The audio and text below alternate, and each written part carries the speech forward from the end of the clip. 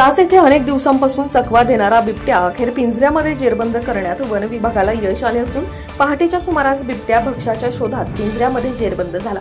चास गणेशवाडी येथील शेतकरी मारुती ब्रह्माजी चासकर यांच्या शेतात 2 दिवसापूर्वी मेंढपाळ अण्णा पांडुरंग कोळपे हे आपल्या मेंढ्या चारत असताना बिबट्याने दुपारी 3 वाजता मेंढीवर हल्ला करून ठार मारले।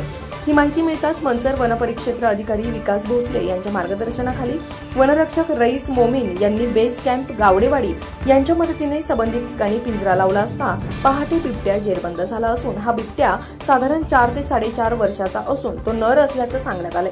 अनेक वेळा या परिसरात पशुधनांवर हल्ले करून अनेक पशुधन ठार केले होते, परंतु अखेर या बिबट्याला जेरबंद करण्यात वन विभागाला यश आले असल्याने येथील नागरिकांनी सुटकेचा श्वास घेतलाय।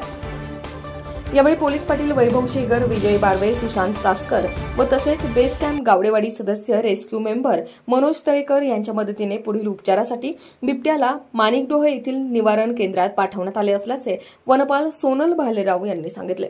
राष्ट्र सह्याद्री न्यूजसाठी प्रतिनिधी समीर गोरडे, आंबेगाव।